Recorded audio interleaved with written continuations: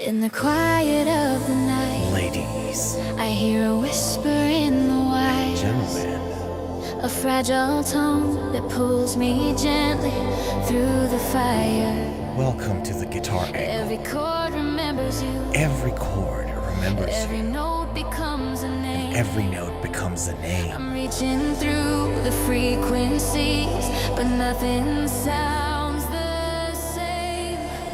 I feel Are you ready to get the most athletic guitar string to start and ride in the world? Are you ready?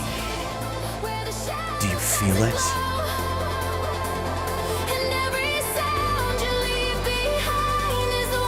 Oh, baby, baby, baby, it's in your heart. Do you feel it? Do you really feel it? The electric guitar, the athleticism, the tone, the riff. Oh, baby, baby, baby, are you ready?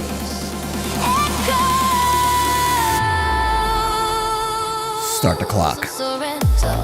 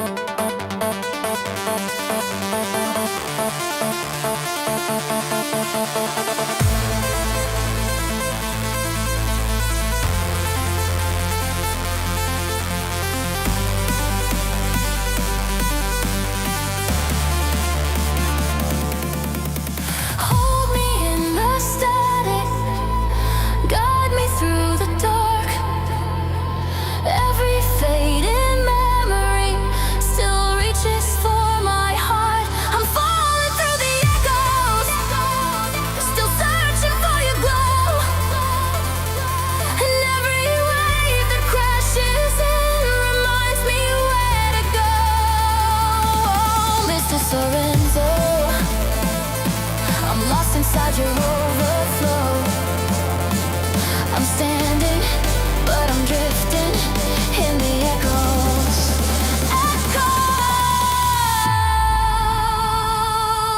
Echoes of Sorenzo.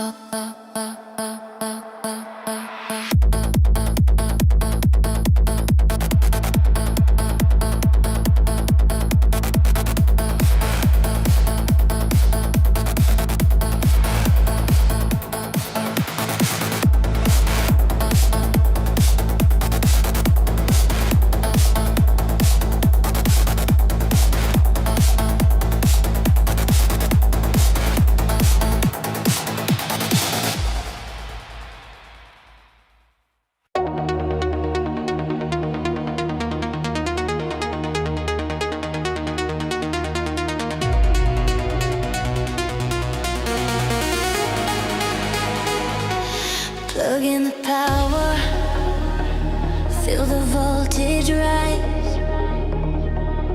Neon lightning, sparks in my eyes.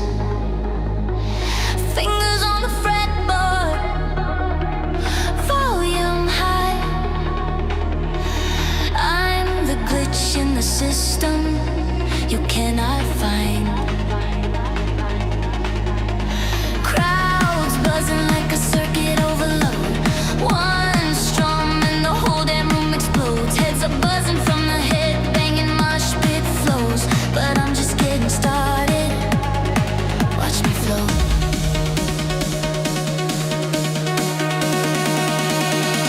Ooh baby, baby.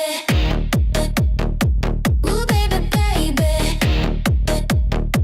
Ooh baby, baby. Ooh baby, baby.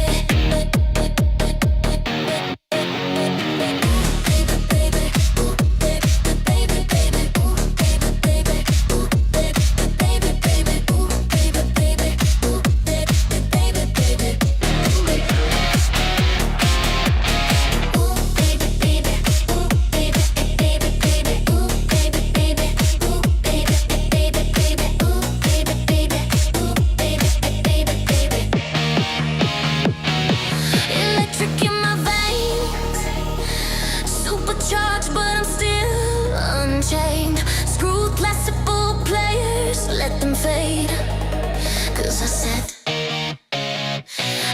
the stage on fire.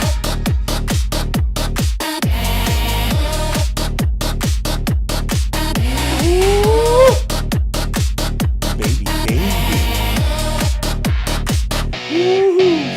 Shredding through the chaos like a neon blade. Boss mode riffs in a pixel baby, baby, arcade. baby, Smoke baby. rising from Look the at me. amp on Lady! stage. I get you Oh, on baby, fire. baby. Can you feel it? Can you feel it? Static rising. Synthesizing. Do you feel it? Do you feel it in your heart? The athleticism, the electric guitar, the love. Do you feel it? Ladies and gentlemen, happy Thursday. Turn it up! Turn it up.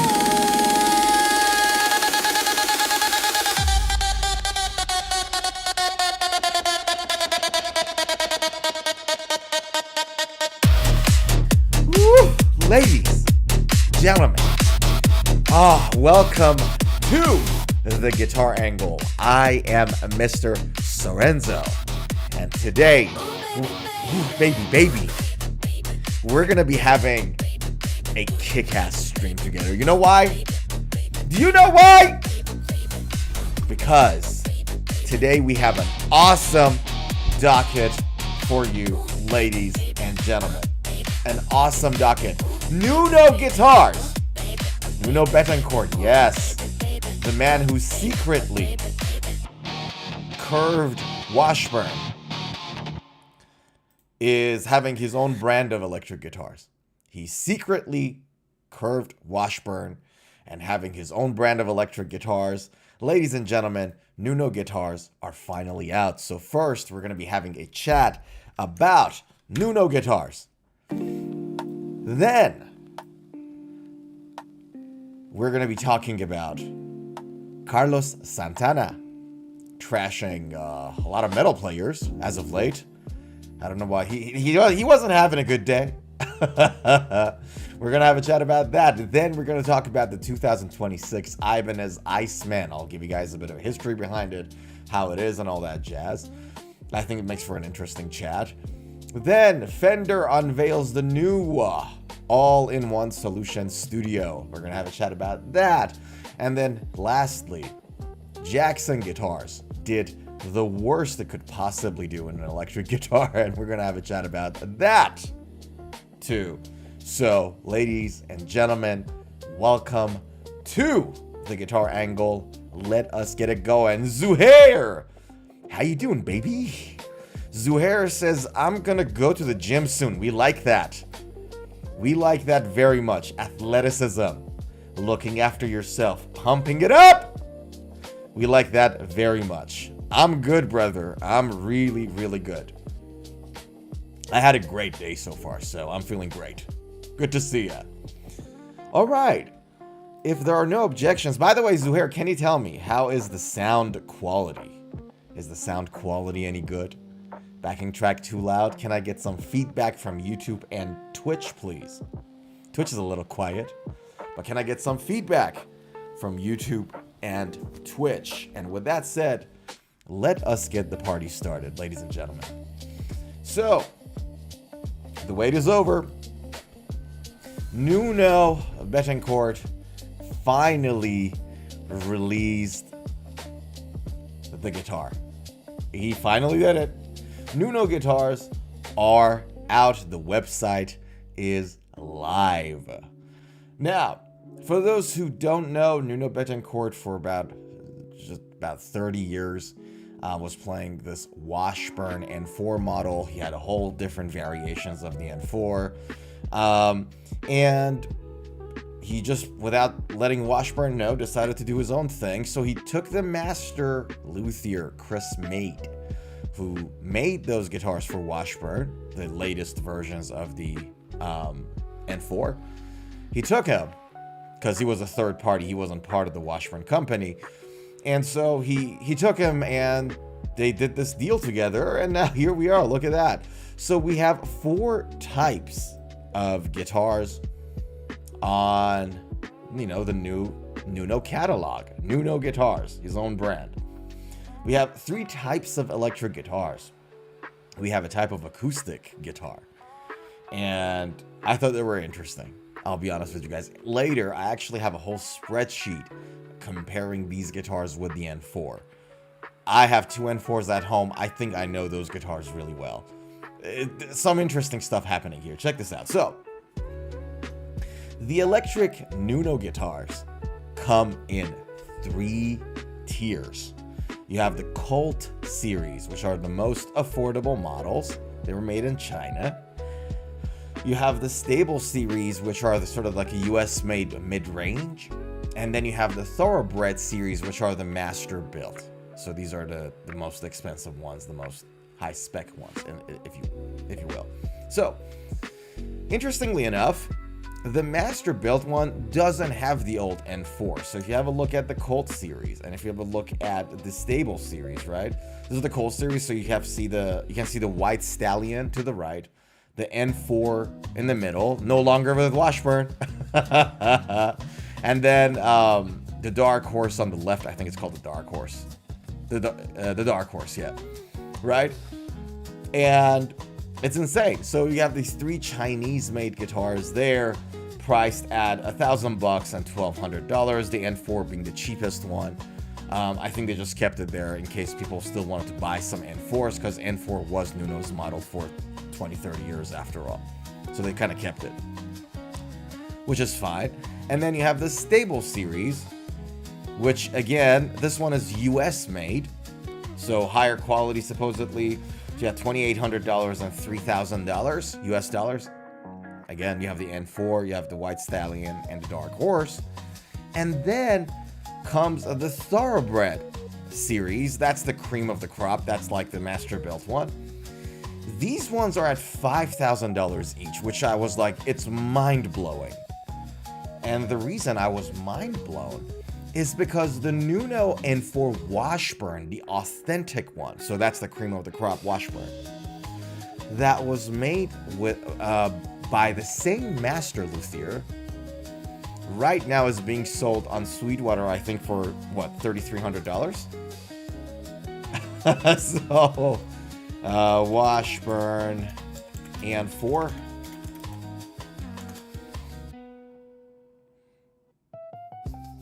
See, there we go. That's the authentic one. I was right. So the authentic one, the cream of the crop, it's like relic. It's like everything that NUNO does. They literally replicated everything on his guitar exactly on this. This guitar is $3,300. The White Stallion Thoroughbred and the Dark Horse are $5,000.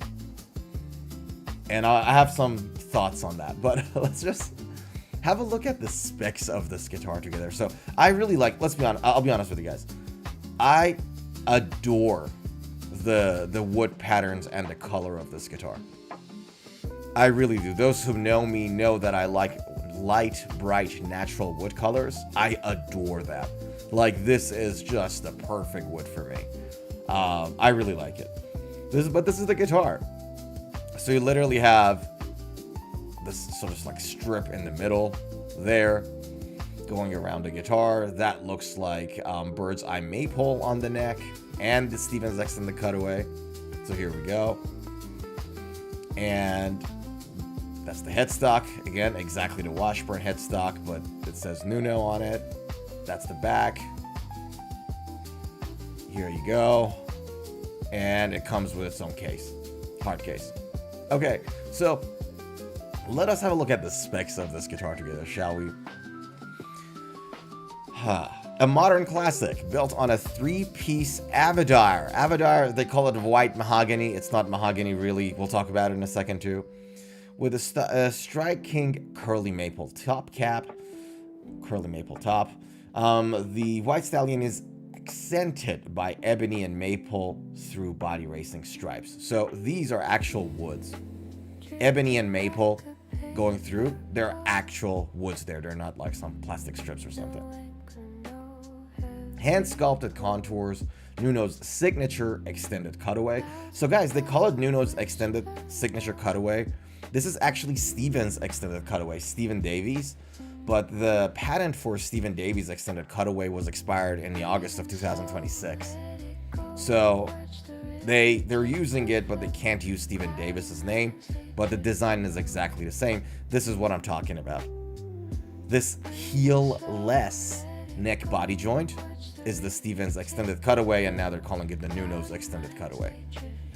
And I'll show you guys on one of my guitars in a second.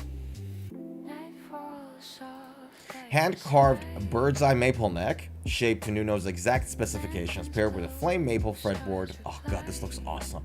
For fast response, snap, and visual elegance, while maintaining the stability and precision that defines his playing style. Here are the specs. You have a 3-piece Avedar body. So they say it's white mahogany. It's actually not part of the Sweetenia genetic tree. So it's not really a mahogany, but it has mahogany characteristics. That's Avedar. Top, curly maple top with ebony maple through body stripes.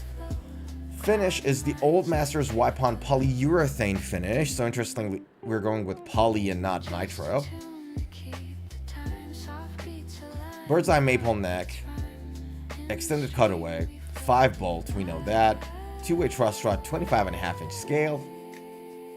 Flamed maple fretboard. I adore this, by the way. 22 nickel silver frets. 22 is standard N4. White side dots. And you have your Grover tuners. They're not locking tuners, interestingly enough. That also didn't make any sense to me. That was there. Original Floyd Rose on these. So most of the Washburn N4s come in original Floyd Roses. But there are some models that older ones, like one of the ones that I have is built in 2005. That one comes with Schallers, and it's awesome. Like I prefer Schallers over original Floyds, so it's fantastic. It's just great. But Floyds are great too. Nothing against Floyds. So we got that going on, and then with the electronics, and this was, I think, one of the more interesting points here. So the neck pickup is still Seymour Duncan 59, just like your Washburn N4s. All of NUNO's guitars have Seymour Duncan 59 neck humbuckers. And guys, for those who don't know, Seymour Duncan 59s were Seymour Duncan's attempt at creating the Gibson Path, right? So they're literally were the attempt to create the Gibson Path pickups. And so the Seymour Duncan 59 is really nice and creamy on the neck. I have 2 guitars with Seymour Duncan 59 on the neck. Dimebag Darrell, so many other guitarists use the Seymour Duncan 59 on the neck. So all of his guitars have that. But then the bridge pickup on NUNO guitars is the NUNO USA made bridge humbucker and not the Bill Lawrence 500 XL. So in the Washburn Authentic that NUNO used to play, he no longer is with Washburn, right? This pickup here, the bridge pickup, was the Bill Lawrence Bill Lawrence XL. And I have, again, my both of my N4s got the Bill Lawrence XL on the bridge. Bill Lawrence, guys, is really bright and ice picky. It opens up a little differently at louder volumes, but it's really, really ice picky. So I'm not surprised that NUNO kind of got his own deal going on here in the bridge pickup. Not surprised at all. And I would bet that the EQ of that bridge pickup is going to be more mid-focused and less trebly than the Bill Lawrence 500 XLs. But this bit is a speculation. I haven't heard the sound of the NUNO US-made bridge humbucker, nor do I know who's making them. I couldn't find any information on that, but I have a feeling that that's the case, because what happens when your pickup is really ice picky, your attack is a little rough, like it sounds too scritchy and scratchy. You hear the friction between the pick and the strings, not just the attack, too much. And then you put that next to like a guitar that is made out of ash, and then you're screwed. Now this one's not ash, but you get the point I'm trying to make. Or is it? That looks like alder to me. Give me the specs. See that Bill Lawrence 500 that I told you guys about? Is it ash or alder? Hold on a second. I thought this is alder. It is alder. It's not ash. Yeah, I was right. There are N4s that are made with ash, by the way, swamp ash, which is one of the ones that I have at home. This is alder, right? Especially if you put it in a guitar that is made out of ash, it's just going to be really bright. So I'm glad that they moved away from that Bill Lawrence pickup. And it comes with a 500K volume pot, which makes your sound, a little brighter. And that's fine. And then obviously it's made in the USA by Sir Chris of Mead, and that's what it looks like. Vadim, what's happening, pal? How are you? Good to see you. Says, oh, NUNO got his own guitars. Yeah, they were released not that long ago, a few hours ago, if I'm not mistaken. Just today. So, yeah. What I was saying to everyone is that it has 3 series now. It's like 3 different models. You have the Thoroughbred, which is the master build. The Stable series, which is like the mid-range, also US made. And then the Colt series that are made in China. Yeah. And we were just looking at the White Stallion, which is this one. And this one is called the Dark Horse. And they were at a hefty $5,000 price. So, let's try this together. Obviously the wood for the Dark Horse is going to be just a tad different, right? So alder body, bird's eye maple, but then you have I think ebony fretboard. There we go. So a little minor differences there, right? What I did was that I thought maybe I should put the Colt series, the Chinese made guitars, so they're like $1,200, and the Stable series at $3,000. And then the Thoroughbred at $5,000. And I thought, let's compare these and see what we come up with. And I'm going to put the Washburn in there too. So the main point of comparison, the main 2 items I want to compare, we're going to compare all 4, but the main one I want to compare is the authentic Washburn N4. So that's like cream of the crop, the best one Washburn does. And it's like relic to NUNO's guitar specification, right? So this is it. At $3,300, $3,000. And then you have like this one at $5,000. And I'm keen to see whether there is actually a $1,700, a $1,700 difference between these 2 guitars. So I prepared you guys this lovely table. We can go through together and just have a sort of like a nice look. I thought this listed really well. Vadim says, I am Groot. How are you? I'm good. I am too. Groot. I am Groot. That's like the tree thing, right? In Guardians of the Galaxy. So, here we go. You have the Colt series. Made in China, the remaining made in the USA. So the Stable, the Thorough, and the Washburn, right? Swamp Ash Body on the Colt series, alder on the Stable series. So the Stable series are the ones that are more similar to the Washburn N4 Authentic. And you have obviously the white mahogany, the Avidyr, the 3-piece, and the Thoroughbred. In the Colt series, you don't have a top wood, so it's just swamp ash, right? You have the swamp ash top on the Stable series, curly maple top on the Thoroughbred, and then you don't have anything on the N4. Maple, all of them have maple on the neck. However, the Thoroughbred series and the Washburn N4 have the bird's eye maple, and they're expensive pieces of wood. They really are. They look great, but they're expensive maple. Sort of like a hard, but very well figured pieces of maple. Same with fretboards, and fretboard is not that crazy. You have the flame maple or ebony there. You know, so nothing crazy going on there. All of them have the Stevens extended cutaway. So when it says extended cutaway here, it's exactly like the Stevens, but they just can't use Stevens' name because they moved away from Washburn. The bridge pickup and the neck pickup are the Korean-made NUNO humbuckers in the Colt series. Stable series, you got the NUNOs and the Seymour Duncan 59s. Same with the Thoroughbred, and then the Washburn, like I said, has the Bill Lawrence 500 and the Seymour Duncan 59. You can see that he's sticking to the Seymour Duncan 59 on the neck, and what a great choice, by the way. I think they've made a fantastic decision on the pickup in the Thoroughbred and the Stable series. The bridge system, miscellaneous Floyd, miscellaneous double locking. Floyd Rose 1000 on the Stables and the original on the Thoroughbred and the N4. Grover tunings here. This one comes with mixed Gotha and Grover in the Authentic, and the reason for that was just NUNO changing, tuners, picking up whatever he had, putting it on the guitar, so they sort of stayed honest to that.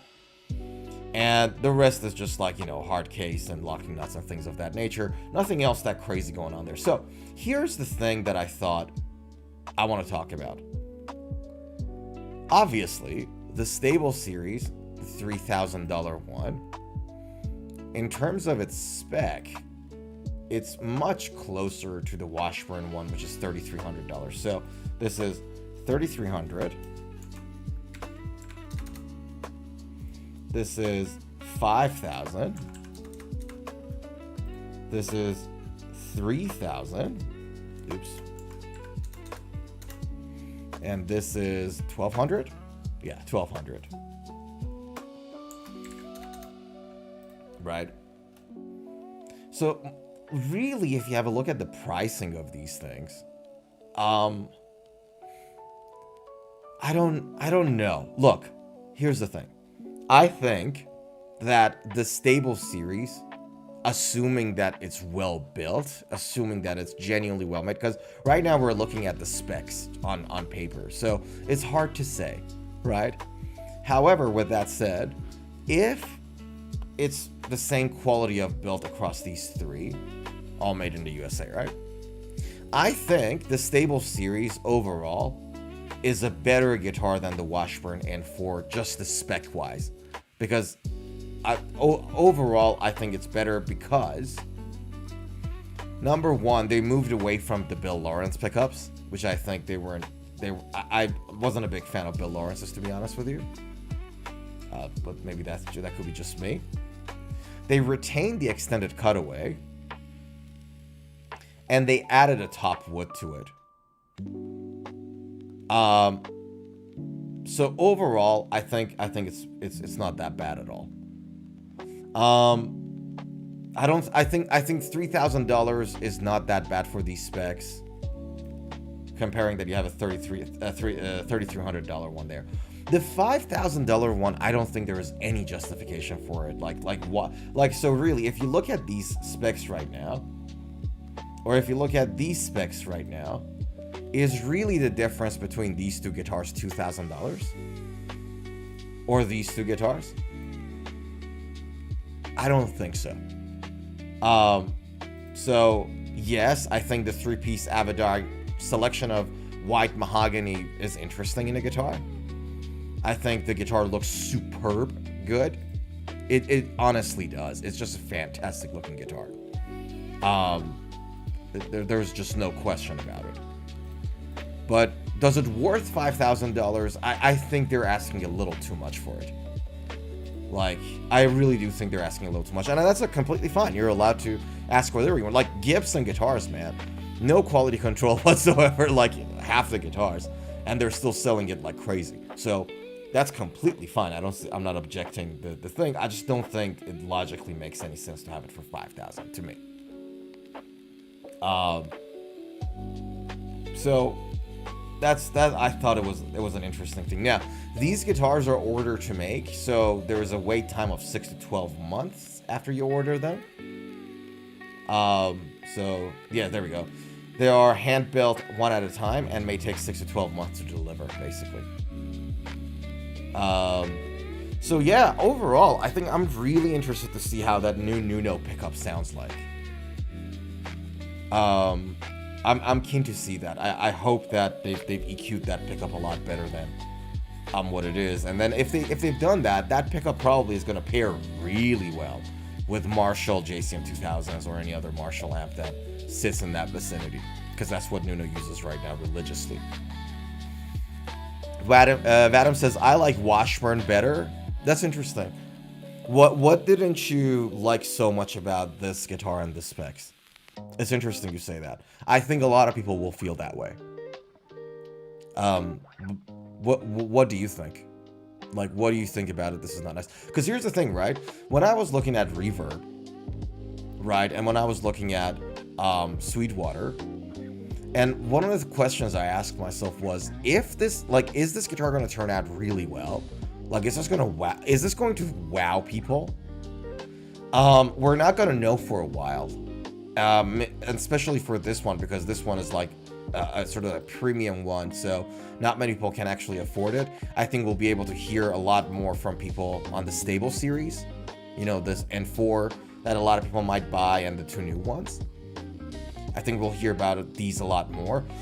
If they don't wow people, the price of these things are gonna shoot up like insane. So, like, if you look at the price of these NUNO and Washburn N4s, they're pretty stable, actually. Like, they haven't gone that crazily up and down when I looked at the markets and everything else. They haven't really changed that much. If these, let me, hold on, American dollar. The prices haven't changed that much. If they do, it'll tell you a little about how people feel about these guitars. But if these guitars flop, man, these guitars are gonna sky high in prices. Only if they really wow and people just rush into this, that's when you see like the price for these drop. But I don't know. Vadim says, I'm just used to it and looks cleaner on this one. I hear you on that. Here's what I thought. Oh, this is someone doing a replica of it, by the way. I hear you on that. You know why I like this guitar a lot? I adore this guitar, and I never have it. Like, the both NUNOs that I have, both of them are limited editions. They're not the authentic model, because I never could find the authentic model here where I am. And one of the things I love about this is the story behind NUNO's guitar, because NUNO grew up really poor on food stamps, and the first guitar he got, and he played it, it was like a guitar that he just put together through stuff that he found in dumpsters. Literally, like crappy stuff. His friend had it worked in a guitar shop, stuff they want to throw away, give it to him. He put it all together, Frankenstein it, make a parts caster basically, and this was the outcome. And this was the evolution of that guitar, if you know what I mean. And that's the reason why this guitar doesn't have a top wood. It's just one piece of wood. The finish is just oil. It doesn't have polyurethane or nitro finish. It's like, it has different types of tuners on it. Do you know what I mean? This guitar was a Frankenstein of the experience that Nuno Bettencourt went through to be able to play. This became him. That's why I like this more. So, to be completely honest with you guys, if someone gave me the option, if someone supposedly say, look, you have the Washburn N4 at $3,300, and you have this White Stallion instead of $5,000, also at $3,300, which one would you buy? I don't know, man. I have a rough time saying no to this one because of the story. That the guy with absolutely nothing made a career, became a legend in the world of music, and became a rock star, and he still is one of the few people that is keeping it alive. Like insane. Did you see his performance in Back to the Beginning, the last Ozzy show?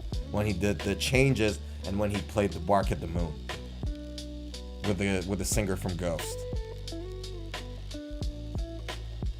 Right? That this guitar has a story. Do you know what I mean? I don't know if this one has the same story, as beautiful as it looks, as awesome as it looks. And I swear to God, I hope NUNO does well. I hope NUNO gets a lot of personal satisfaction through the success of this business.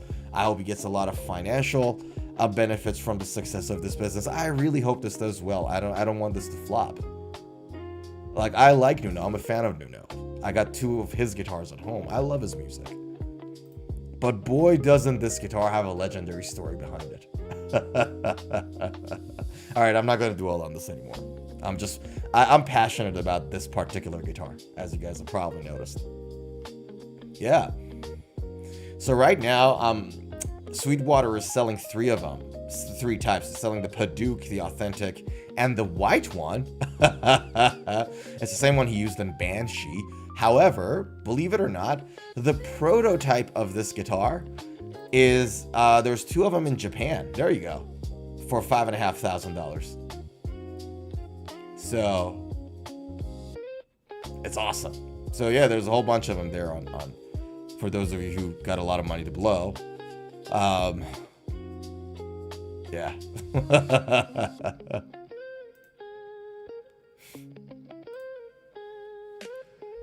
Alright, let me have a sip of this thing for a second.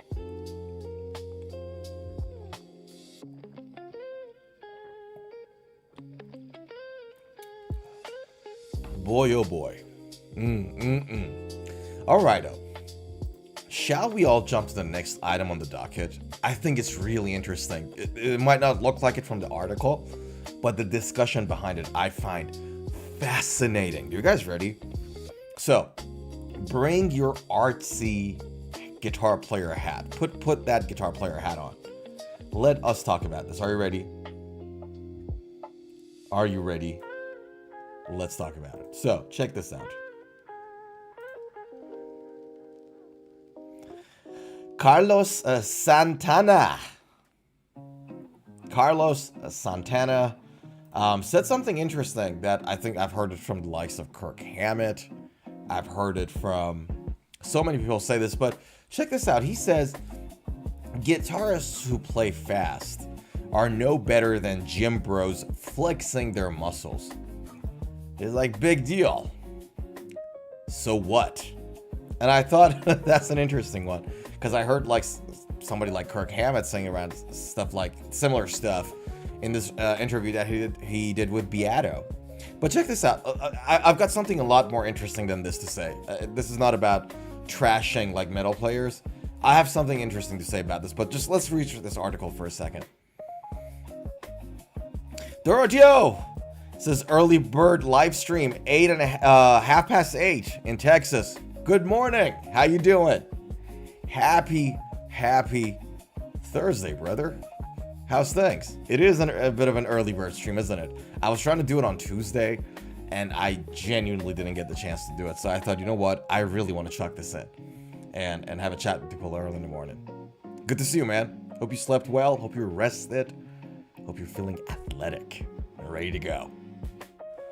So, Carlos Santana thinks guitarists who play fast are no better than gym bros flexing the muscles. Says, big deal. So what? According to Santana, it's the heart and soul that make a guitar player memorable. The only thing people will remember about your music is how you made them feel. That is correct. They're not going to remember how fast scales and look what I can do moments, says the guitarist. We can talk about that. But they will remember those 3 notes that made the hairs stand at the back of the neck and tears came out of their eyes, even if they don't know why. That's a whole other element, one I call spirit. Some people don't know how to play with spirit, heart, and soul. Those are very important ingredients. And I agree with him. I think he has a great point in there. He's like, anybody can practice scales up and down, but there's something about coming down a water slide. You don't know how you're going to land. It might be on your head or on your feet, and that's what happens when you deviate from the melody. Right? So, Santana talks about... Doroteo says Santana has a point. I completely agree with you. Guys, allow me to stop the music for a second. I'm going to stop the music for a second because I think this is important. We... especially us in the rock and metal world, and especially us in the Instagram world, are quite used to now singing super fast shredders, right? And that's fantastic. It's hard work to get there. It's not easy. That's why not everybody can do it. So we're going to give them all the flowers. There are two things that I think metal players right now miss a lot on. The first one is note expression, right? So when you play a note, as you guys know, when you strum a note and you play it, there is a moment of initiation, and there's like a period of blooming. The note opens up, and then it fades away. And if you're just constantly playing fast, fast, and fast, you miss out on the life cycle of a note, especially the blooming bit. Right? So you're only hearing, because again, and if you guys don't know what I'm talking about, try it at home today. Pick up your guitar, hold on a chord, whatever you're comfortable with, and play that chord. You'll hear that there is a pick attack, and then there is this bit that pick a little quiet, and then the notes open up. There was a blooming. There was this like ding, whoa, there's a blooming, bubbling up, and then after that is the fade away. And if you're constantly playing fast, everybody can only hear the beginning of your note life cycle, life, whatever you want to call it. They never hear the bloom. They never hear anything else, right? Second thing is that obviously it's not always what you play, but it's also how you play, how you vibrato, how you make your notes expressive, how much you hold on a note. You know what I mean? Your touch on the string. And again, if you're constantly going blah, blah, blah, like, you're doing sweep picking patterns left and right, again, that expression is also going to be non-existent in what you play. This, I think, is one of the first issues that a lot of metal players have now, because we're so obsessed with the views and playing fast and insane and get the clicks. Because Santana says, look, people are not going to remember these things. You're absolutely right. For those people that just constantly play fast stuff and crazy. Yeah, you're right. Not everybody's going to remember. You have like all these shredders going around. No one's going to remember them. You know what are the most memorable songs? Metallica's Enter Sandman, Sad But True. Doom, bum, bum, better, better, better. Right? Deftones' Diamond Eyes. Da-da-da, da-da-da, da-da-da. Simple songs. Korn songs, right? Really simple. Those are the ones that people are going to remember. So it's not the fast stuff. So Santana is right. Memorable stuff are not the super fast ones more often than not. However, what he doesn't appreciate, I think, is, he knows it, but he's not from that world. That is that these fast stuff are not meant to be remembered. They are meant to grab your attention for a couple of seconds so you press on that like button. Because this is made for social media, not for people's remembering them. This is not an art piece. It's like a marketing piece. This is the difference between these two types of music. Like people that go super shred on Instagram, that's the marketing piece, the marketing music. It's not memorable music, entertainment music. You know what I mean? So I think that's the first thing that metal players really miss out on. They miss out the whole life of the note, right? So you don't see different part of the note as you get the attack, it goes down, it blooms, and it fades away. You miss on those. And obviously the expression. Now, the second thing, that was the first thing. The second thing that I think metal players miss out on a lot, and I am certainly guilty of that, is that we don't know how to play quietly, right? We just don't know how to play quietly because the job of the guitar is to allow you to select the note. the job of the amp is to make it loud for you, right? So you play the note on the guitar, but the sound comes out of the amp. Do you know what I mean? And so you can play very quietly on the guitar, increase the volume a little bit, and now your soft touch on those notes is going to come loud enough from the amp. And we in the metal and rock community don't know that well, because we're constantly, right? Our touches, like we don't have a light touch on the guitar. We're like physical with the guitar. You know what I mean? And obviously, you know, the harder you hit the string, the louder signal you're going to get. Obviously, the quality of that signal, the sound is going to change. But you guys get the point. I think this is the second thing that we in the metal community don't know how to do well. Jazz players have mastered that, by the way. Doroteo says, doing good. Haven't seen an early live stream since about a month ago. Let's go. That's right. Hell yeah. Oh, man, I'm doing my best. Genuinely, brother. I'm doing my best to do more of these. I love these. I love these, and I love talking to you guys. Swear to God. It's just like, life catches on to me so much too often. Doroteo says, singing Polyphia, Animals as Leaders, Tosens. Arc Echoes live many times, but when I leave their show, nothing is memorable out of their performance. I completely hear your point. And I think you have a great point there. That it's not the super complex stuff. It's the simple stuff that becomes memorable after all. But bro, like, what's the most memorable one-note solo? Like, the guy plays the first note, and you know what that is? B.B. King's Thrill Is Gone. You probably heard Thrill Is Gone, right? B.B. King. It's like one of the most famous blues music out there. Ever. Yeah. I am? I think that's what you're trying to say. Right? The guy plays the first note, you know exactly what, like, you know the song, you know what I mean? You know where it's gonna go. How can you say B.B. King, who, he's not a shredder, he plays fast on pentatonics and the blues scale. That's what he does. Did. The late, great B.B. King.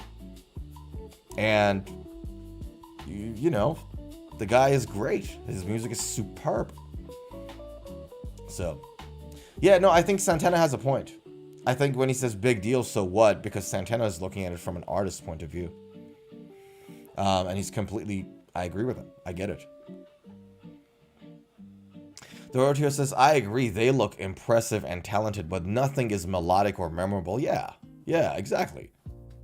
And again, like I said, the first thing I said at the beginning was like, man, give them the flowers. It takes a lot of effort, a lot of hours of practice, going through a lot of injury, a lot of pain to be able to get there. So let's give them the flowers, but the purpose of it is not to make a long-lasting, memorable piece of music. The purpose of it is something else. Vadim says, some people manage to combine memorable and shred together. Dave Davidson, for example. Yeah, you're right. Absolutely. Like, they're not necessarily an exclusion of each other. You're absolutely right. 100%. Right. I read this thing somewhere, and I thought it had a lot of merit to it. That was, if the audience, if the listener can't hum the song or sing the solo, like if the audience can't sing your solo, they're not going to remember it. Like, it's not going to be as memorable if they can't remember it, if they can't sing it, rather, sorry. And that really stayed with me, you know?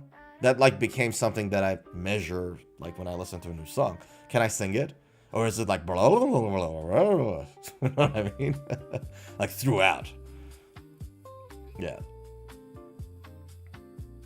So, but you're right. These are not, like, mutually exclusive. So, you definitely can't have them together. No question about it. So, yeah, I read this and I thought that was really interesting.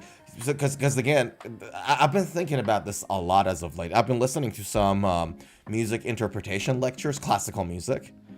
And I've been listening to a lot of them as of late when I go to the gym, when I'm walking, and so on and so forth, whenever I get the chance.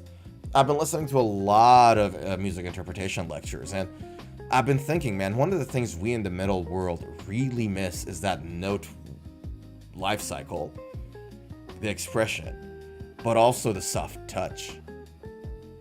We need to be able to, and we need, so this is the thing, right? We need to be able to play soft when the music, like think of Master of Puppets, right? Metallica's Master of Puppets. You have like the beginning, the fast part, the more energetic part, and then you got the part that is really slow, right? With the slow solo when they start to play clean. And then it speeds up again, right? But in that intermediate, in that middle, you should be able to play that with a really soft touch and get the volume from the amp and not from the guitar.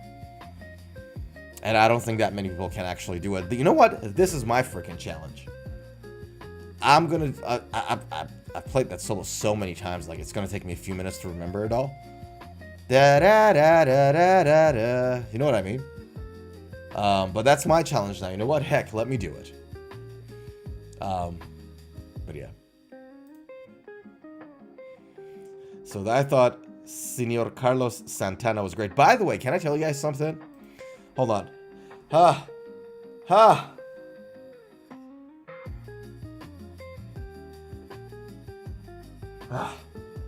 It went away. There's nothing more annoying than a sneeze not coming out. It went away. Okay. A very long time ago, and I don't know whether BBC still does it or not.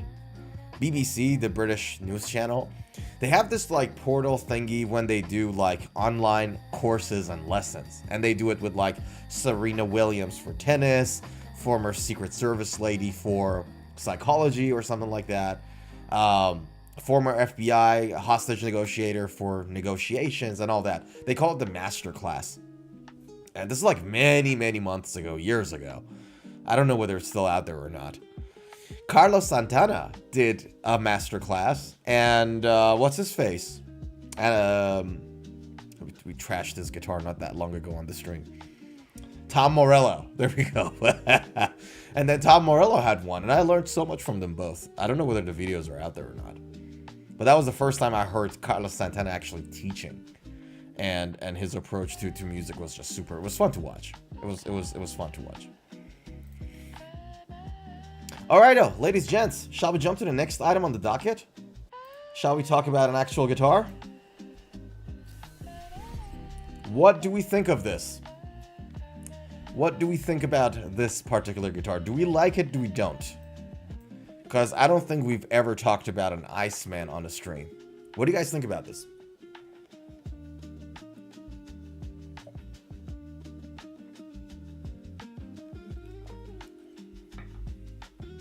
I mean, my lord, look at that, first of all.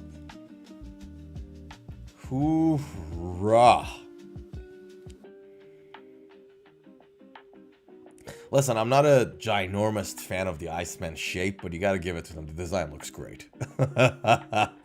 Alright, so, story time. Story time. For those who don't know, guys, Iceman actually, the history of Iceman as a guitar, it goes back to the 1970s, if you don't know. So, I'll give you this brief history. Gibson and Fender, obviously, you know, they started in early 50s. That's when the production models started to come out. Things blew up. 56, golden era started. 55, 56, golden era really started. And things were just booming, right? And so as Gibson and Fender got bigger and bigger and more artists played it, these guitars became a lot more, you know, famous and got around the world. And so one of the things that Ibanez, as a Japanese company at the time, did was that Ibanez started to produce really high quality duplicates and replicas of Gibson and Fender. We call that the lawsuit era.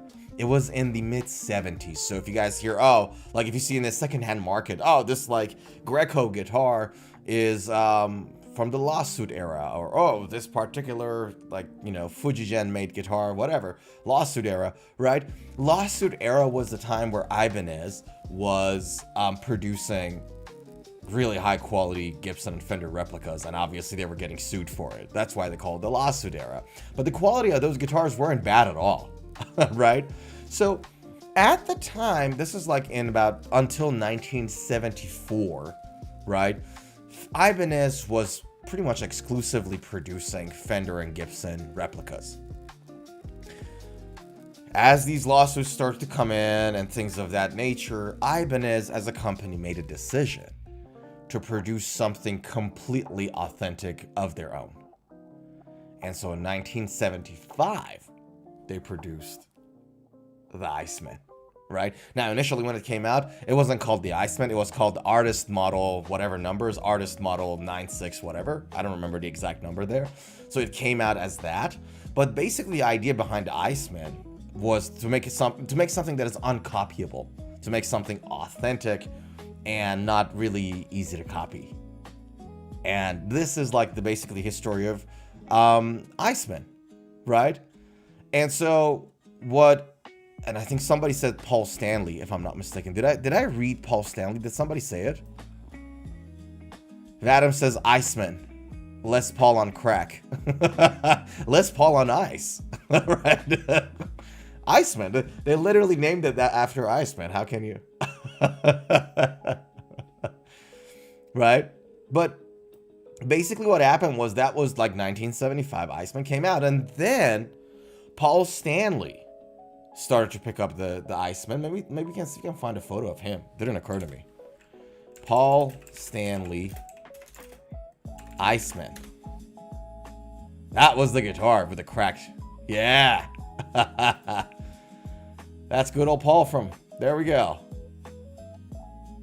Right? So Paul Stanley started to use them in like the late 70s. And they really, really became bigger and bigger and bigger. And then, you know who was like the next big person that I know of? And there are probably more people there. But the next big person that I know of that took the Iceman? Darren Malekian of System of a Down. Darren Malekian, Ibanez Iceman. Had like paintings on it too. There we go. That's the one I've seen him play. But he really started to... That's the one. Check this out. Let me move myself. Oh no, you can see it. Right? He started to play the Iceman and really made it like a popular sort of a guitar. A lot of people picked up the Iceman because of Darren. So Darren did it, and there was a... Do you guys remember what's the name of the second guitarist in Dragon Force? I'm not talking about Herman Lee. I know Herman Lee. But there was a second guy who was also really competent. It was a great guitar player. He also played the Iceman a lot. So I remember... Vadim says Wes Houch. I don't think that was his name. Wes Houch. Or maybe you just said Wes Houch plays the Iceman too. In that case, you're absolutely right. Yeah, that's Wes. Good old Wes. But yeah, so these guitars really since then became really big. But that the fun story about the Iceman was that it was Ibanez's really one of the first authentic ideas from Ibanez. Moving away from, you know, exclusively doing Fender and Gibson replicas. Isn't that a great story? I think this is a fantastic story. Oh, all the stuff behind these guitars is delicious.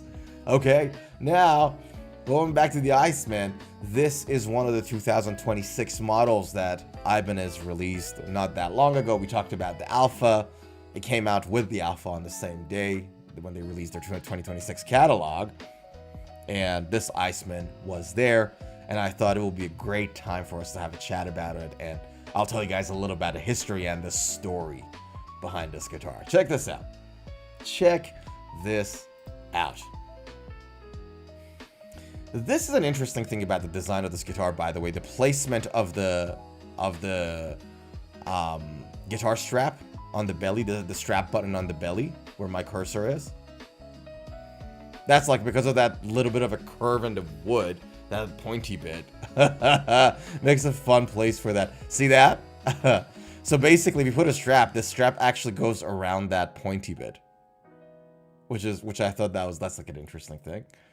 Now, here, the back of it, the set neck here, tells you everything you need to know about how traditional this guitar is. Right? Really, really old school way of putting it together.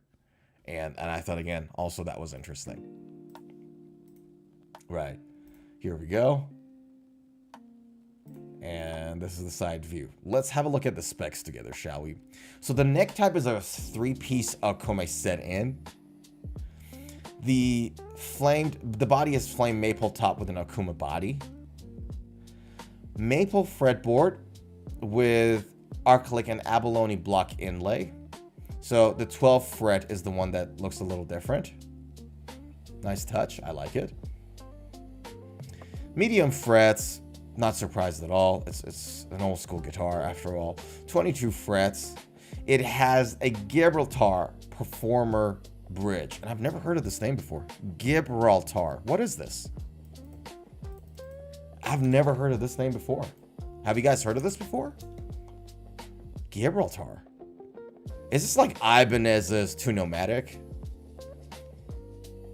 Is this like Ibanez's Nashville like Tunomatic style bridge? Yeah, it looks like it. For some reason, and I've checked so many Ibanez guitars, I've never seen this name, or I don't remember at least. Alrighto, so string space 10.5 mils, tailpiece is a quick change tailpiece, neck pickup Super 80H neck, also bridge. Comes with 1046 strings, not surprised at all. Scale is 2475, so that's a Gibson scale. 43 mil at the nut, which Vadim is definitely not a fan. Anything more than 42, we don't do that. But 43 mil at the nut. 47 mil on the 22nd fret, 20 mil at the first, 22 on the second. So the neck is slightly on the thicker side. And the radius is, looks like 12 inches to me, but I could be wrong. Millimeter to inch. What was it? 305? What is it in inches? 305. Yeah, 12 inches, I was right. Yeah, this is very Gibson-y in its philosophy. Like, look at the set neck should give you a bit of an idea, right? This is very, very made with like a Gibson paradigm of guitar building. And you can even see like the angle in the headstock there too, you know? Or at least from... Okie dokie, what do we have? Pickup selector there, 2 volumes, 2 tones, no pushy or pulley or anything of that nature, 3 positions. Again, very, very, very, very Gibson style. So here we go.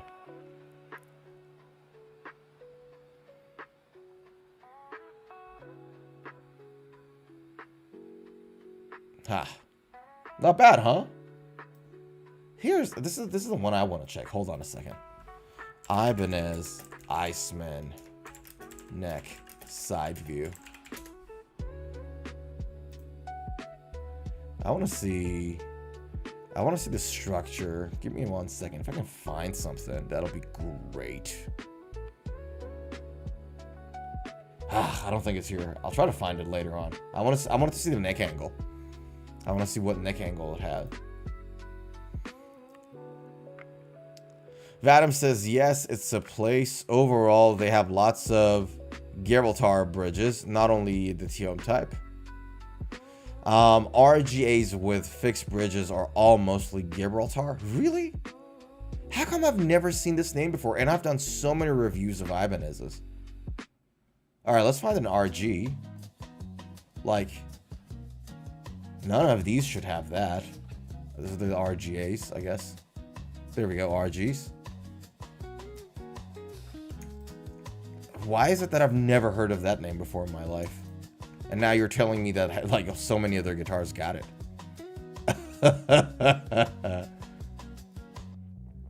None of them seem to have it, pal. Maybe these are the old RGs you're talking about, or RGAs you're saying. Okay, let's go to RGA. Where are they? RGD, RGA, there we go. Probably an older model. Because this more like, yeah, this looks like more hip shot inspired kind of a bridge. Like that kind of style, like minimal, you know what I mean? Minimal, string through. Yeah. What's the bridge here? Yeah, F107. It's like the Ibanez's minimalistic bridge. Same here. This, yeah. Why does this look like? Oh man, you're right. No, dude. Vadim, you're absolutely right. Look at that. So this is the RG model, and yeah, it has a Gibraltar Standard 3 bridge. No, you were right. I was wrong. You were absolutely right, pal. Hats off to you. Hats off to you and your guitar knowledge. I like it. Well done, well done. Yeah, no, you're right. I've never seen, I never heard of it. Jesus Christ, live and learn.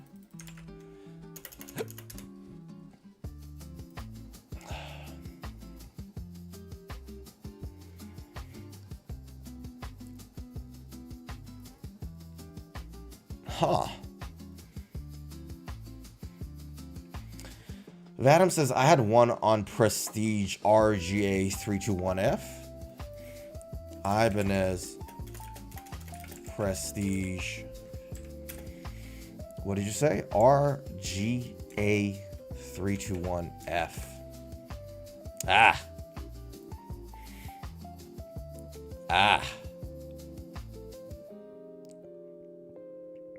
Really comfy that one was. Not the neck though. Really? Because that looks like a nice thin kind of a neck looking guitar to me. It looks like a guitar with a nice comfy thin neck. What do we have on the neck side that you didn't like? Let's see. Year's offer was 2005 to 8. Ha. What do we have here on the neck? So Wizard Prestige. Ooh, ah. So the Wizard Prestige from that era. So that's a 2005 to 9. There we go.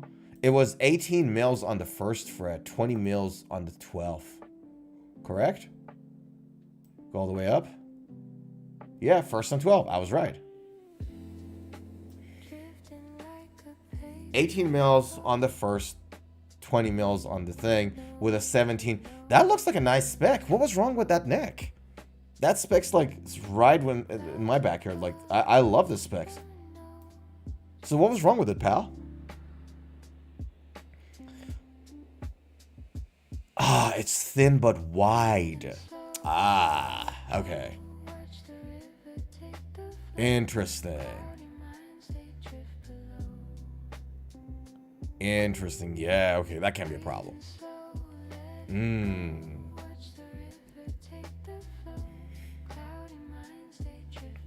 Wow, wow, wow. Do you still got that guitar, by the way? Like, how does it play now?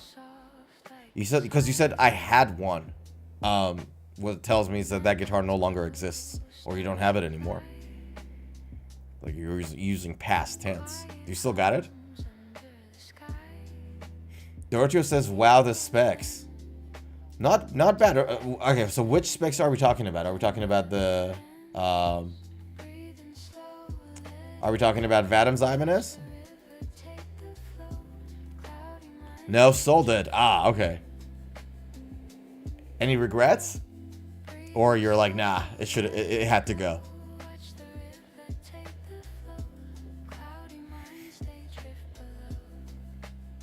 I have Edwards Horizons now. Ooh, okay.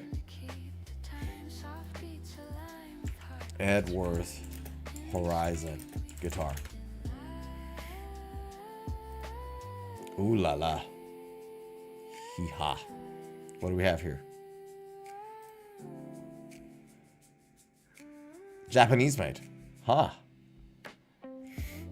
No regrets. I had it for 13 years. Ah, fair enough, man.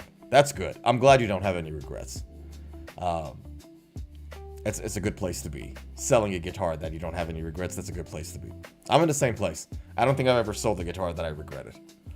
So for somebody like me that buys and sells a lot of guitars, it's gonna come. Like it's a matter of when, not if.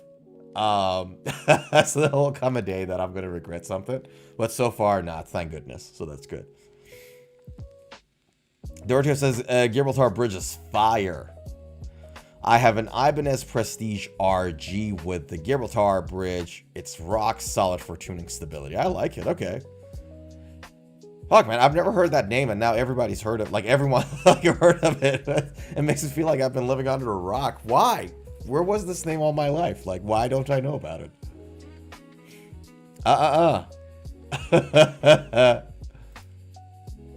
I'm gonna take a note of this thing and actually properly research it. Give me a second. Where are my notes? And I'm going to put on...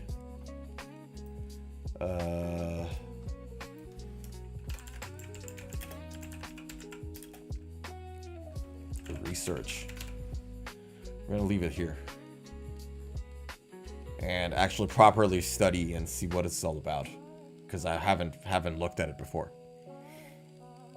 But yeah, long story short, ladies and gents, here is, or was rather, the Iceman that we just had a look at. There was another Iceman out for 2026, by the way, which is like this baby.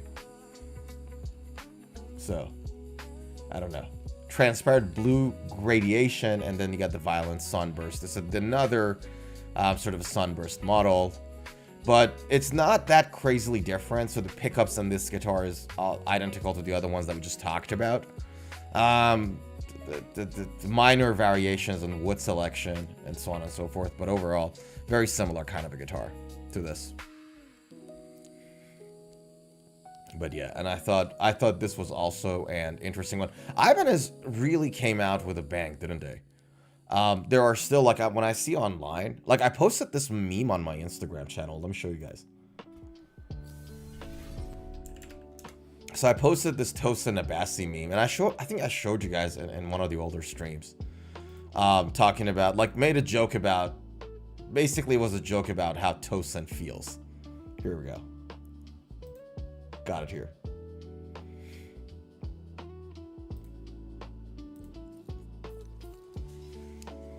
It was this meme, and the people thought, for some reason, so how many people saw it? 2.9 thousand people liked it, but there was like a ridiculous number of people saw the meme. What was it?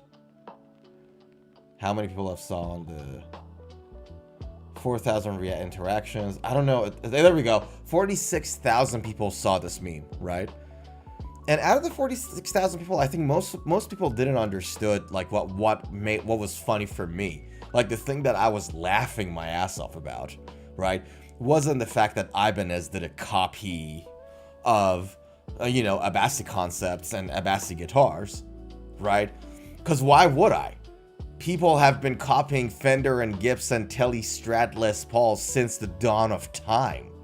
Everybody's been copying. PRS is one of my favorite companies. They've been copying the Strat in Silver Sky, right? So everyone's been copying everything anyway. So it's not really fair to Ibanez to come and say, hey, you guys you guys did the wrong thing, when everybody is copying Strats, Teles, and Les Pauls.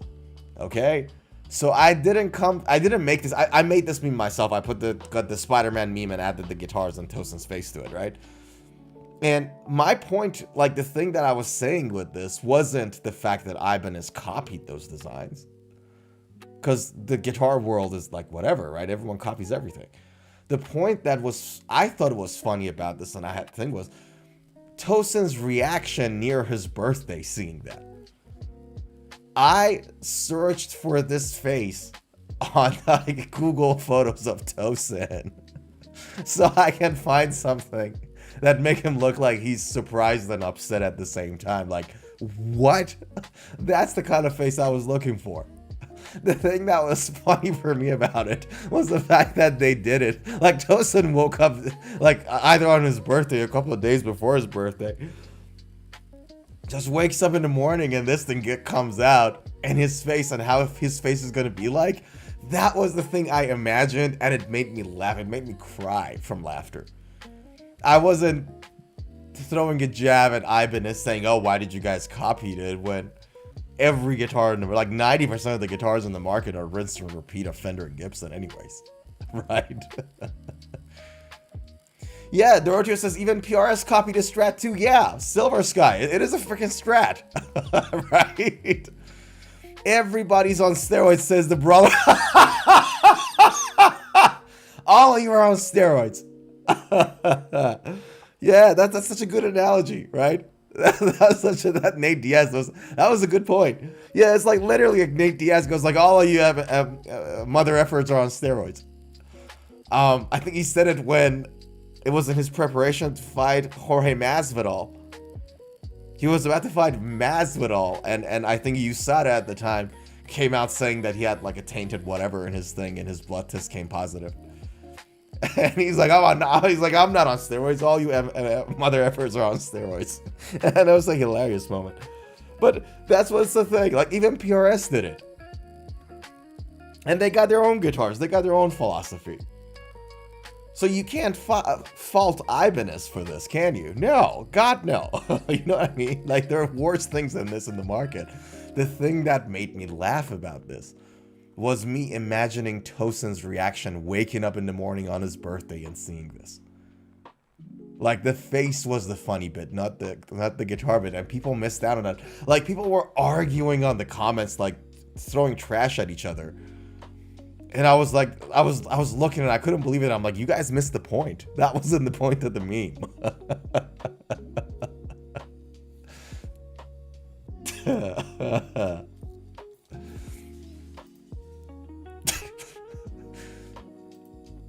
Man, we have passionate people out there. Ay, ay, ay. Alright, hold on a second. Hold it. We are getting close to my favorite part of the stream. Pause the music. Hold on. Let me find the right music for it. Is that the right music? No. No, hold on. No, where's the right... Ugh, good God, I wanted to set the mood right for this, and I can't find that thing. Where is that, nice song?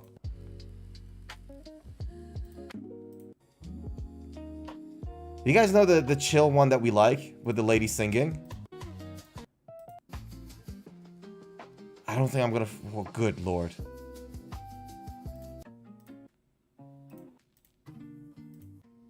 No...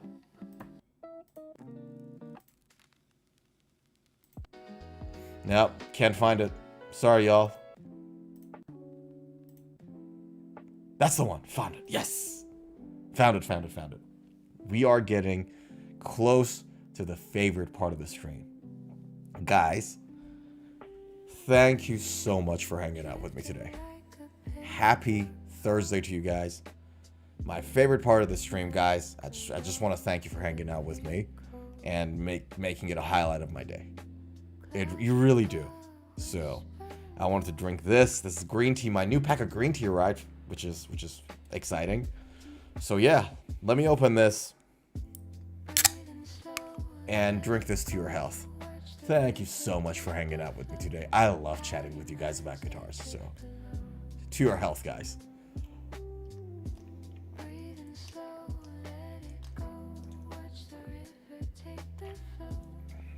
Yeehaw! Perfect. All right, let me have a sip of this too, and we are ready to go.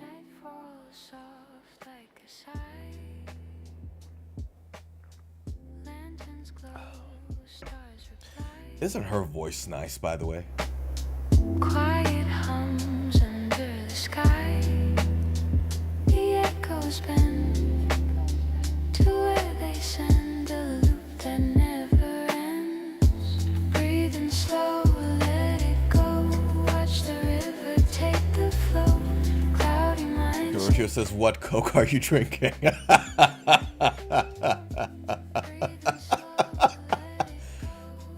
Touché. Nice catch. You know how I am, right? Coke or Pepsi and green tea. The thing is, can I tell you something? And we'll talk about the guitar right after this. But since I quit Pepsi Max, yeah, it's like the sugar-free version of Pepsi. You know how you have Coke Diet? It's like that. version of Pepsi. I'm really moody about Pepsi and Coke. Like, sometimes I'm like, Coke is like the best. It tastes like crazy good. And then sometimes I've just flipped Pepsi. And now I'm in my Pepsi phase. But the thing is, and this is the reason why I have all these cans on my table. Since I quit drinking alcohol, so that's November of 2019, 6 years and a couple of months ago. Since I stopped drinking alcohol, I had to, especially in the early, like in the first year or two, I had to find a replacement for it. Like something carbonated, whether that's soda or whether it's something else, that I can grab that can, take it out of the fridge, and drink it. Instead of beer, for example, or instead of scotch, like scotch and bourbon. And so one of the strategies I had to quit alcohol was to replace it with something else, and Coke was one of them. Green tea was the other, and that kind of stuck. So every time I'm like thirsty, but I'm consciously not aware that I'm thirsty, so I want something that I can drink that helps with my thirst, but it's not water. I have like these things, you know, packed up a couple of slabs sitting somewhere at home, and I just open one and I start to drink. So that is that. With that being said, one thing I love about drinking alcohol is the camaraderie. You know, having a friend, having a few friends, having a brother, having somebody there, you know, you crack open a can of beer together, like a couple of cans of beers, and you talk and have fun and, you know what I mean, enjoy each other's company. And so there's the feeling of, you know, cheers. That feeling is a beautiful feeling. And I think that's one of the reasons I like cans, because you can, like we used to, I remember, man, back in like college days. Like, I just enjoyed that camaraderie. Doroteo says, drink but don't abuse it. You know your limit. 100%. 100%. Yeah. I completely agree with you. That's the only smart way to go about it. And unfortunately, some people do too much of it, but yeah. Oh, wow. Nevertheless, let's talk about the next item. You guys heard of the Fender Studio? So Fender used to have a bunch of plugins and a couple of softwares pertaining to, you know, your music production and all that jazz. But they, this time around, they really did a full DAW with a lot of Fender plugins incorporated in it. Fender unveils unified music ecosystem. Ecosystem is, I think, the best word for it. I couldn't find the right word. So FMIC introduced Fender Studio as a brand new, unifying PreSonus Studio One Pro and its renowned recording interfaces together under the Fender name. So everything brought together. Starting this year, Studio One Pro becomes Fender Studio Pro, while Quantum and AudioBox Go lines transition to Fender Quantum Series and Fender AudioBox. This reimagined Fender Studio Pro introduces an updated visual design, native Fender amp and effect plugins, told you guys, a first for DAWs, and a new channel overview for faster mixing workflows, updated samplers, AI-powered, that's the key. That's why this model is out the way it is, guys. AI-powered. So this is not just like the solution that they do it now and it's just a new product. They had to update that digital products for it to become AI friendly. To set the infrastructure for more and more AI iterations on it. That's why this product is out at this time, by the way. But yeah. So for artists, producers, and engineers, this move represents more than a name change. It brings together the trusted performance of PreSonus hardware and software with Fender's deep legacy in tone and musical expression. And I thought this is interesting. So for those of you who are into, if by any chance you ever considered moving to a new DAW and you're not using Fender Studio Pro, that's an interesting move. Yeah. So you got your, full DAW with Fender, bunch of Fender plugins, and you obviously got your quantum sound interfaces, a new USB-C audio interface, and yeah, and your MIDI controllers there. I thought that was interesting. I wasn't expecting anything like this. I don't really swim in the Fender Studio world. I use other DAW, but it's an interesting thing. Like, they're unifying it. It's interesting, and the fact that they're doing this right now and making, you know, setting that infrastructure for more AI involvement is super good. Like, it won't be long. Think about it, right? There won't be long now where you have AI powered plugins that can make a plastic guitar sound like freaking greeny. You know what I mean? like in terms of sound output, the quality of the sound of the guitar is becoming less and less important as AI stuff becomes more and more. You know what I mean? Like, there will come a time where the AI is so freaking good that as long as you have a plugin, it doesn't matter what guitar you like in terms of the sound output, and then the guitar becomes only important in terms of its tactile feeling and playability, like how it physically feels in your hand. Like, that angle of the guitar becomes more and more important and prominent as opposed to its like sound output. You know what I mean? So that it's within our lifetimes, folks. It's not that far off, because the stuff with AI becomes better exponentially. But I thought this was really interesting. I thought this was something that was just like worth our time to sort of have a brief chat about. But let's talk about the real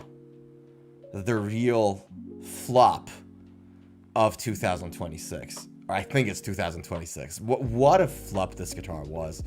I wanted to show you guys this as the last item on the docket for the stream. Yeah, it's a horror show. So check this guitar out, and you guys tell me that this is not a horror show. You tell me. Check this out.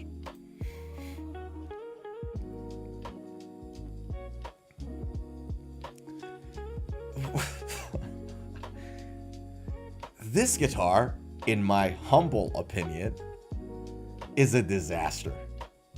Can you guys see what's wrong with this guitar? Like, so this is a Jackson guitar. This is the Jackson 50th anniversary, Iron Maiden 15th anniversary, Adrian Smith SC1, right? So that's the thing, right? Now, what is wrong with this guitar? You guys tell me in the chat. What do you think is wrong with this guitar? I'll wait a couple of seconds. Is the type of Floyd Rose used? No. No. I don't think it's I don't think it's a type of Floyd Rose. Okay, let's try this. Let's try this. Okay, so forget about all the guitar. I'm gonna ask you guys to focus on the specific part of the guitar, and you guys tell me which brand is it, right? So forget about the Jackson brand on the headstock. Imagine it's not there. Imagine this guitar was a brand-less electric guitar, and I unscrewed the neck or whatever, detached the neck, and I brought you this shape of body. What shape of body, which brand is this shape of body? Can anybody tell me? Can anybody tell me which brand has this shape, and what's the name of that shape or that brand? Input jack Fender. Input jack is definitely Fender, but what about the body shape? No, the body shape isn't Fender. Close to Fender. This is a Charvel body. This is a San Dimas Charvel body. It's not, I don't think it's a Strat. I think it's a Charvel body. Could be a Strat too. I think the Strat's, the bottom horn is a little bit higher up on a Strat. I could be wrong. But it could be either a Strat or a Charvel body. Okay? Fine. Fender jack. Okay. The headstock is obviously a Fender Strat. San Dimas. There we go. Yeah, exactly. I think it's a San Dimas body. Right? The headstock is a Jackson is a Fender Strat headstock. And then it's branded Jackson. This guitar It has absolutely no character of its own. Like this is one of the few things I cannot stand about Fender. I get it that these guys own Jackson, Charvel, Squire, Bigsby, Eddie Van Halen. I get it. For the love of God, don't mix and match. Let these guitars. I get that you own all of them, but keep them separate so that when you buy a Jackson guitar, you're not buying a Charvel or a Strat. Why? What's the purpose of having the Jackson headstock there? Like the logo on the headstock. Do you know what I mean? Screw it. Just get a Strat and put a Floyd on it. Like, just like it's. Or get a San Dimas, Dinky. Put something on. Do you know what I mean?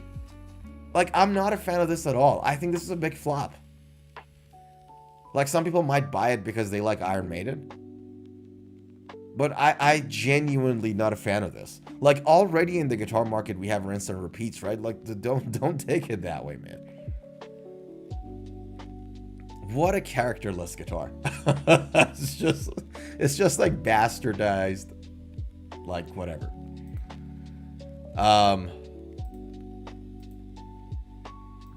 So yeah.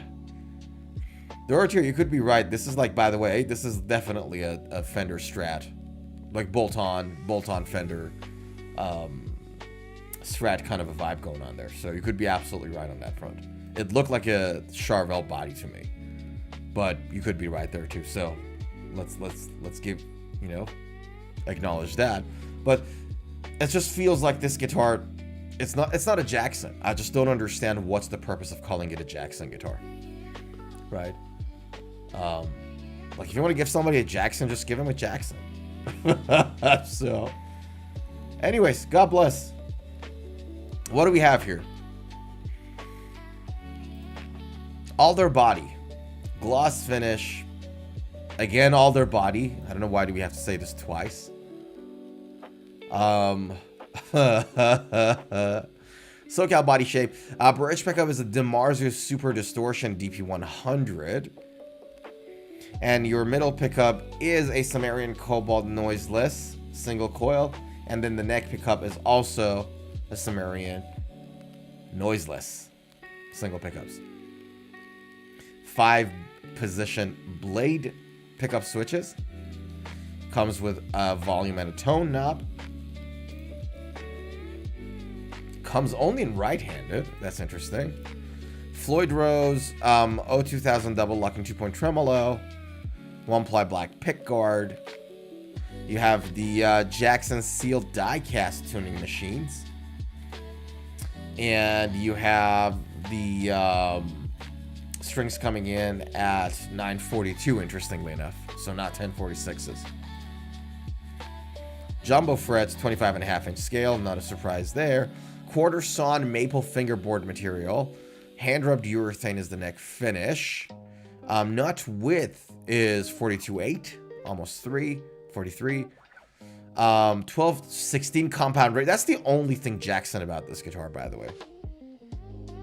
The 12 to 16 inches compound radius. That's the only thing. That's as well as the only thing that is Jackson about this guitar. That and the logo. Headstock is a licensed Fender Stratocaster. Shock. What a shock. And then the nut material is the Floyd 1000 series lock-in. So yeah, I saw this guitars and I'm like, in a world where we want to strive for something with more character, in a world that there's so much, you know, copy, just what we talked about, you know, the PRS Silver Sky, we talked about the Alpha and all that. In that world, you want to grab a guitar and make it, you know, with less character? It's like, why bastardize it this way? Like, do you guys find this interesting? Like, let me stop trashing it and actually ask your opinion. Do you guys find this guitar an interesting guitar? Or do you agree with me that this is just, like, there's nothing really interesting about a bastardized guitar like this?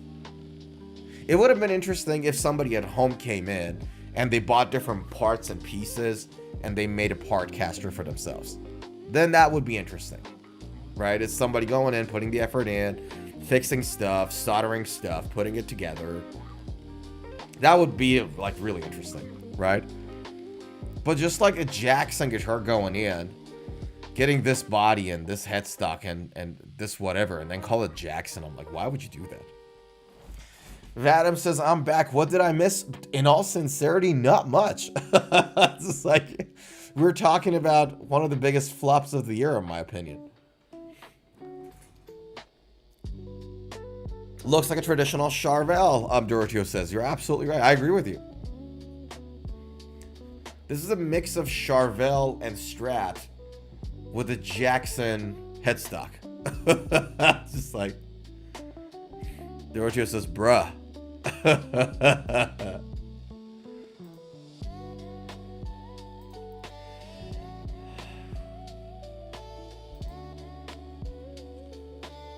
I don't know, brother. I don't know. I don't get this guitar whatsoever. Like, I just don't feel this guitar at all. It's like, make something Jackson. Randy Rose. Jackson. You know what I mean? This headstock, the body shape, again, is not. It's not a Jackson body shape. At least the headstock is. Like, this guitar here, that's just a Fender or a Charvel. See, this is a Jackson. This is a Jackson. This is a Jackson. These are Jacksons. These are the Juggernauts. Huge fan. I like Juggernauts. I'm not the biggest fan of Jackson. After the guitars I had weren't doing that well. You know, but Jacksons are nice. They're not bad guitars after all. Like, not all Jackson guitars are like the ones I had. But for the love of God, man, this is like, you can surely do better.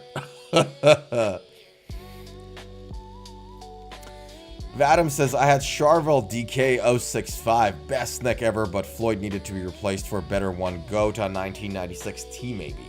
Righto. I think I know what you're talking about. I think I know which Charvel that one is, Vadim.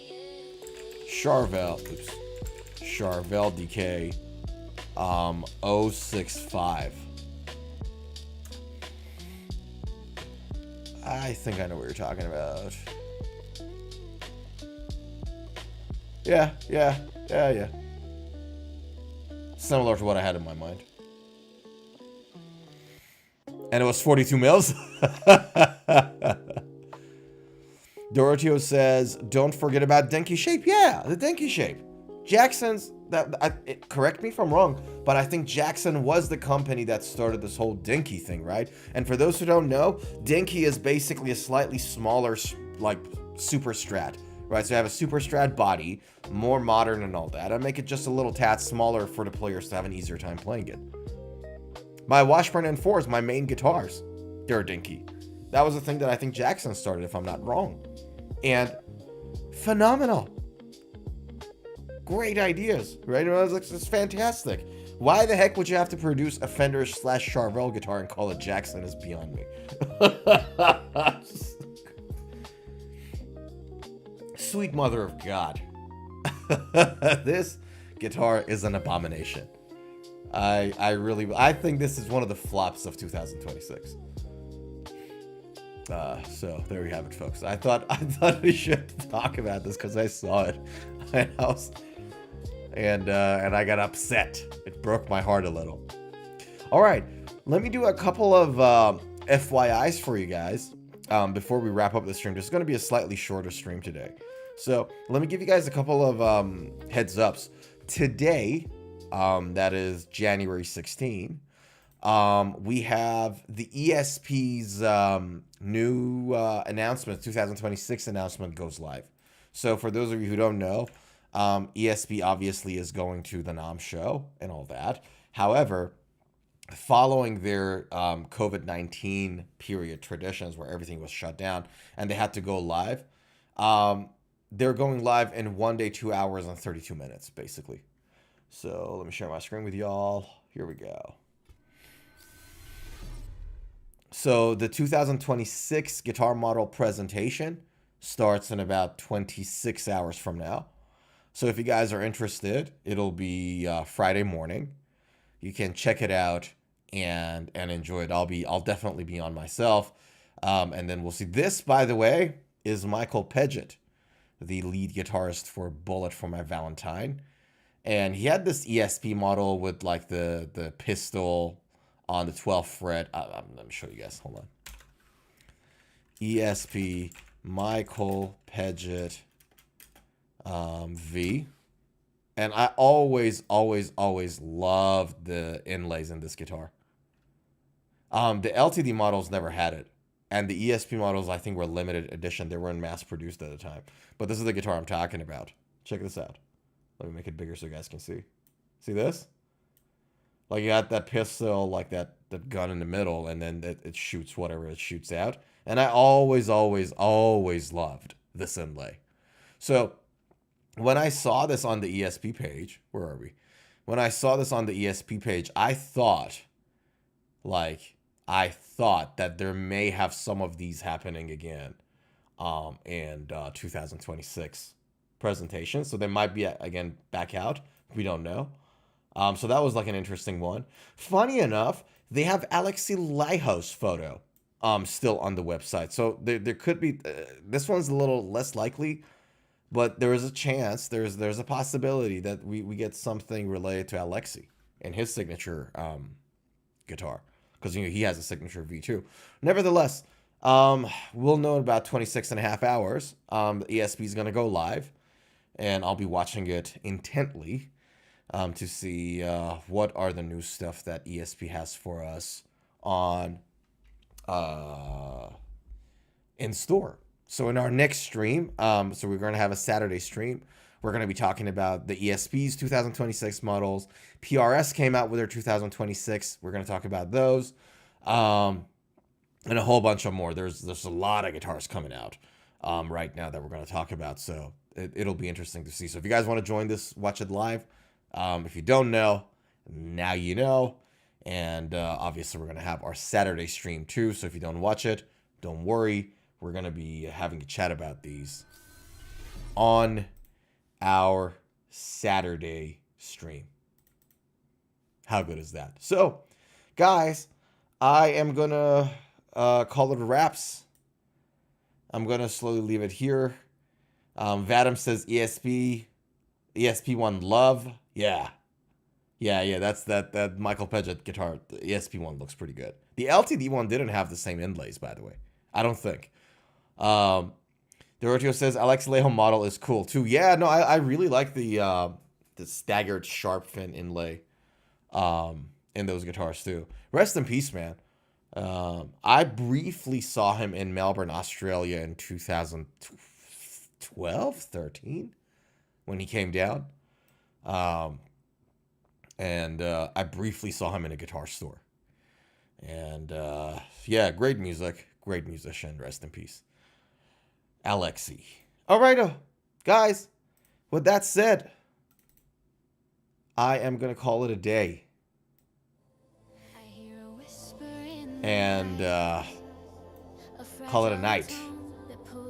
With that being said, guys, I'll see you on Saturday. Remember, I say this every week. Remember, we live only once. Love your guitar, play it. Do what you love, because these moments ain't coming back. Dorotio says, see y'all Saturday, Metal Maniacs. See you on Saturday, brother. See everybody on Saturday. Guys, have a great rest of the day. Have a great rest of the week. Go energetic. Kick some culos, as they say. Kick some ass today. If you don't feel like kicking some ass, change your behavior, change your attitude, then kick some ass, and then maybe we can complain about it. Love you all. Thanks so much for hanging out. And I'll see you all on Saturday. Vadim, Dorotio, everybody, cheers. See you on Saturday. Take good care of yourself.